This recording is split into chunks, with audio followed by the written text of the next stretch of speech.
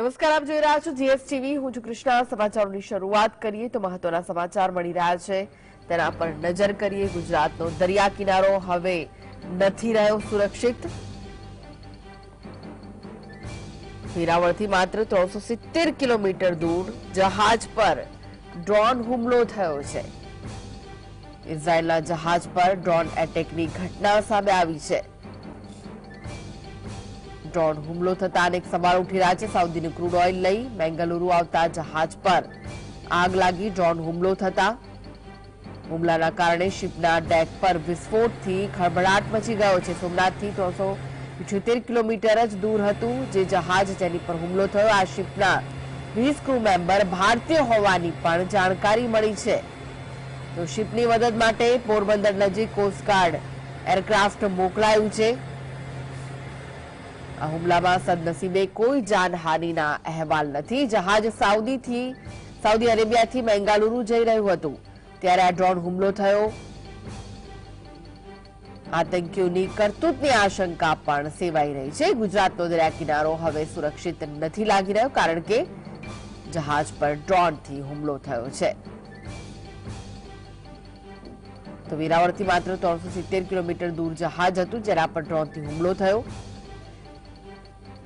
કેવી રીતે આ એટેકની ઘટના બની છે? ભારતની દરિયાઈ સીમા બિલકુલ સુરક્ષિત નથી લાગી રહી. જે રીતે હુમલો થયો વેરાવળથી માત્ર 370 કિલોમીટર દૂર ઇઝરાયેલના જહાજ પર ડ્રોન એટેક થયો છે.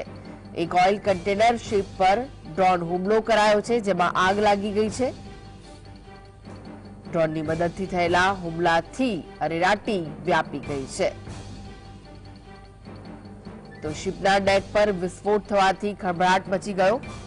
એવું કહેવાય રહ્યું છે કે આ શિપમાં 20 ભારતીયો પણ સવાર હતા. મૂળ લાઇબેરિયાના ફ્લેગથી નોંધાયેલા શિપના 20 ક્રૂ મેમ્બર્સ ભારતીયો હતા. તો શિપની મદદ માટે ગુજરાતના દરિયા કિનારે તંત્ર સજ્જ છે. અનેક તૈયારીઓ કરી લેવાઈ છે. પોરબંદર નજીકથી ઇન્ડિયન કોસ્ટ ગાર્ડનું સર્વેલન્સ એરક્રાફ્ટ પહોંચ્યું છે.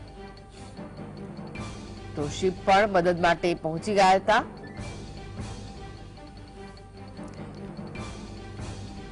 તો જે રીતે ગુજરાત નજીક આ ડ્રોન હુમલો થયો છે તેને લઈને અનેક સવાલ ઉઠી રહ્યા છે. ગુજરાતના દરિયા કિનારે ડ્રોન એટેકની ઘટનાથી કેટલું જોખમ વધ્યું છે? કોઈ નેતા, રાજકારણી કે વ્યક્તિને જો ટાર્ગેટ કરી ડ્રોન એટેક થશે તો જવાબદારી કોની રહેશે?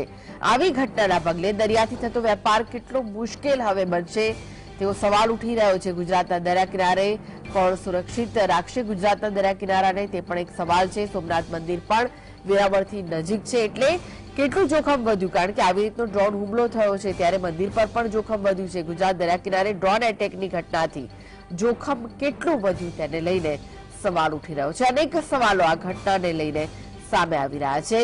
હવે દરિયાઈ જે વેપાર થાય છે તે આ હુમલાના કારણે કેટલો મુશ્કેલ થયો છે તે સૌથી અગત્યનો સવાલ છે. વધુ વિગતો માટે જોડાઈ ગયા છે સંવાદદાતા ઝલક. જે રીતનો આ ડ્રોન હુમલો થયો છે, જે શિપ હતું તે ભલે બહારનું હતું પણ તેમાં 20 ભારતીયો સવાર હતા. હવે જે દરિયાઈ વેપાર છે કેટલો મુશ્કેલ કહી શકાય કારણ કે આવી રીતનો હુમલો થયો છે ત્યારે જે આધુનિક ટેકનોલોજી છે તે ઉપયોગી થઈ રહી છે પરંતુ ક્યાંક ને ક્યાંક જે આતંકીઓ છે, જે અસામાજિક તત્વો છે તેનો દુરુપયોગ કરતા નજરે પડે છે. જે ઇઝરાયલથી જે જહાજ આવી રહ્યું હતું તે જહાજ પર જે ડ્રોનથી હુમલો કરવામાં આવ્યો છે તે તેનો પુરાવો છે. ડ્રોન દ્વારા જે જહાજ પર હુમલો કરવામાં આવ્યો છે જેને કારણે તેમાં આગ લાગી ગઈ છે અને જેમાં તે 20 જેટલા ક્રૂ મેમ્બર્સ છે તે ભારતીય છે. સાથે સાથે જે દરિયાઈ જે સીમા છે, દરિયાઈ સીમાની સુરક્ષાની સામે પણ સવાલ ઉભા થાય છે કારણ કે જે જહાજ પર ડ્રોન દ્વારા હુમલો કરવામાં આવ્યો છે તે જે સોમનાથથી છે 370 જેટલું કિલોમીટર જેટલું દૂર હતું. જો જહાજ છે તે જે ગુજરાતની સીમામાં આવ્યો હોત અને હુમલો થયો હોત તો શું થાત તે પણ જે તે સવાલ છે તે સવાલ અહીં ઉભા થઈ રહ્યા છે. જે દરિયામાં જે જળ માર્ગે જે હુમલો કરવામાં આવ્યો છે તે માર્ગ જે વેપાર માટે અતિ વ્યસ્ત માનવામાં આવે છે અને તે ખૂબ જ માર્ગ સરળ અને ઉપયોગી છે. પરંતુ જે પ્રમાણે આ દરિયાઈ માર્ગે હુમલા થઈ રહ્યા છે તેના કારણે જે વેપારીઓ છે તે વેપારીઓ આ માર્ગને બદલે હવે આફ્રિકન માર્ગ છે તે પસંદ કરી રહ્યા છે. પરંતુ આ જે આફ્રિકન જે દરિયાઈ માર્ગ છે તે મોંઘો પડી રહ્યો છે કારણ કે જે અંતર છે તે વધી રહ્યું છે. પરિણામે જે વાત કરવામાં આવે જે રીતે ગુજરાતની દરિયાઈ સીમાથી નજીક હુમલો કરવામાં આવ્યો છે, ત્યારે સવાલ એ થાય કે આ રીતે જે હુમલો થયો છે તો આ આતંકીઓ છે તે મંદિરો અને અન્ય જે એકમો ધાર્મિક સ્થાનો છે તેમજ અન્ય જે સંસ્થાઓ છે તેને પણ છે તે ટાર્ગેટ કરી શકે છે. એટલે દરિયાઈ સીમાની જે સુરક્ષા છે તે સુરક્ષા સામે છે તે અહીં સવાલ ઉભા થાય છે.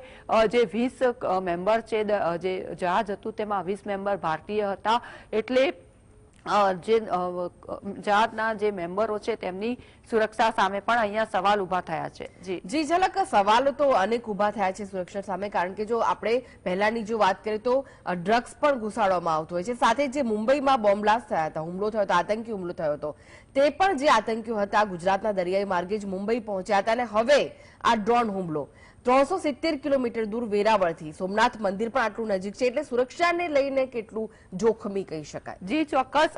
જે હવાઈ માર્ગ હોય છે, દરિયાઈ માર્ગ હોય છે અને જે રોડ માર્ગ હોય છે, હવે જે જોવામાં આવે તો જે આતંકીઓ છે તે આતંકીઓ દરિયાઈ માર્ગ પણ પસંદ કરી રહ્યા છે, ઘૂસણખોરી કરી રહ્યા હોવાના પણ આક્ષેપો થઈ રહ્યા છે. આમ કહી શકાય કે જે આતંકીઓ છે તે આતંકીઓ દરિયાઈ માર્ગને પસંદ કરી રહ્યા છે. દરિયાઈ માર્ગની જે સુરક્ષા છે તે સુરક્ષા વધારવાની હવે જરૂરિયાત ઊભી થઈ હોય તેવું લાગી રહ્યું છે, કારણ કે જે દરિયાઈ માર્ગ છે તે દરિયાઈ માર્ગે છે તે હુમલા થઈ રહ્યા છે. અગાઉ પણ છે તે જે જહાજ છે તે જહાજને જપ્ત કરવામાં આવ્યું હતું, નિશાન બનાવવામાં આવ્યા હતા. એટલે આ બીજી એવી ઘટના સામે આવી છે કે જે જહાજ ઉપર છે તે ડ્રોન દ્વારા હુમલો કરવામાં આવ્યો છે. યમનના જે આતંકી સંગઠન છે તેના દ્વારા છે તે આ પ્રકારની જે કૃત્ય છે તે કરાયું હોવાની જે આશંકા છે તે આશંકા સેવામાં આવી રહી છે. અમેરિકા દ્વારા એવો દાવો કરવામાં આવ્યો છે કે આ હુમલા પાછળ ઈરાકનો છે તે હાથ છે. ઝલક, દરિયાઈ માર્ગનો તો ઉપયોગ કરવામાં આવે છે, પણ સૌથી મોટી વાત એ છે કે ડ્રોનથી હુમલો થયો છે. આધુનિક ઉપકરણનો ઉપયોગ કરીને આ હુમલો થયો છે, જહાજ ઉપર હુમલો થયો છે. પરંતુ જો કોઈ રાજકારણીને ટાર્ગેટ કરીને આ હુમલો થાય તો કેટલું જોખમી? આવા આધુનિક ઉપકરણો સવલતો માટે બનાવવામાં આવતા હોય છે, પરંતુ અહીંયા જોખમી સાબિત થઈ રહ્યા છે. જે ડ્રોન છે તે ડ્રોનની મદદથી છે તે પોલીસ અને જે સુરક્ષા એજન્સીઓ છે તે સુરક્ષાની તકેદારી રાખતી હોય છે. જે કાર્યક્રમો થતા હોય છે તેના દ્વારા પણ ડ્રોન દ્વારા છે તે નજર રાખવામાં આવતી હોય છે.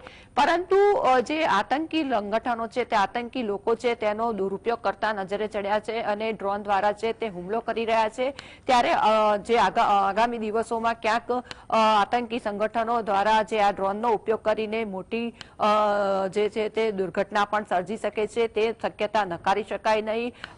જે સોમનાથનું મંદિર, દ્વારકાનું મંદિર જે છે દરિયાકાંઠા પર આવેલું છે, તો સાથે સાથે અન્ય જે મોટા જે એકમો છે તે એકમો પણ સુરક્ષિત કહી શકાય નહીં, કારણ કે ગમે ત્યારે જે આતંકીઓ છે તે આ ડ્રોનની ટેકનોલોજી, એડવાન્સ ટેકનોલોજીની મદદથી છે તે હુમલો કરી શકે છે.